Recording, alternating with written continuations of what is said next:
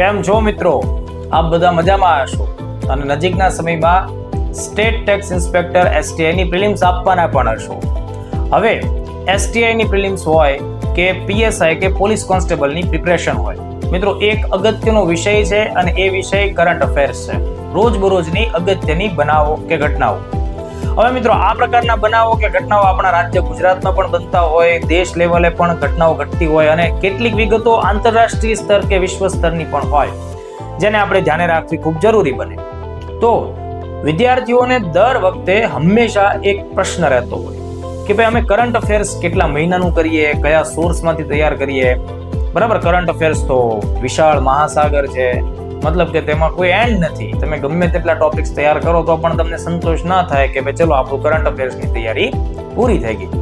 તો મિત્રો અમે સ્ટેટ ટેક્સ ઇન્સ્પેક્ટર પ્રિલિમ પરીક્ષાને ધ્યાનમાં રાખીને world in box YouTube channel પર આગામી તારીખ 11મી ડિસેમ્બરથી 19મી ડિસેમ્બર સુધી દરરોજ રાત્રે 8:30 કલાકે કરંટ અફેર્સના લાઈવ સેશન શરૂ કરવાના છીએ અને આ લાઈવ સેશન એકદમ અલગ હશે, એકદમ હટકે હશે.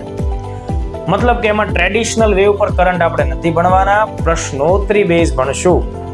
કોઈ પણ ટોપિકમાંથી કેવો કરંટનો પ્રશ્ન આવે, પ્રશ્ન અમે તમને સ્ક્રીન ઉપર સૌથી પહેલા આપી દઈશું અને તમને માત્ર 5 જ સેકન્ડનો ટાઈમ મળવાનો છે કે જેમાં તમારે એ પ્રશ્નનો જવાબ આપવાનો છે. બાકીની 40 થી 45 સેકન્ડ સુધીમાં અમે તમને એક ક્વેશ્ચનનો સાચો આન્સર શું છે અને શા માટે છે એ આખી ઘટનાને ટૂંકમાં ટુ ધી પોઈન્ટ પરીક્ષાલક્ષી વિગત સાથે અને બીજું તમને સમજમાં આવે એવી એકદમ સરળ ભાષામાં સમજાવી દઈશું. મતલબ આપણો ટાર્ગેટ દોસ્તો એ છે કે 1 જ મિનિટમાં એક ક્વેશ્ચન આપણે ઉપાડી લેવાનો છે. મતલબ કે મિત્રો આપણે 1 કલાકનો સેશન ભણીએ છીએ તો એટ લીસ્ટ એમાં 50 પ્રશ્નો કમ્પ્લીટ થઈ જાય. તો દોસ્તો આપણો ટાર્ગેટ એવો છે કે આપણે એક જ અઠવાડિયા 9 દિવસના સમયગાળામાં મિનિમમ 400 જેટલા IMP ટોપિક અને એ પણ છેલ્લા 6 મહિનાના કરંટ અફેર્સમાંથી ઉઠાવવાના છીએ.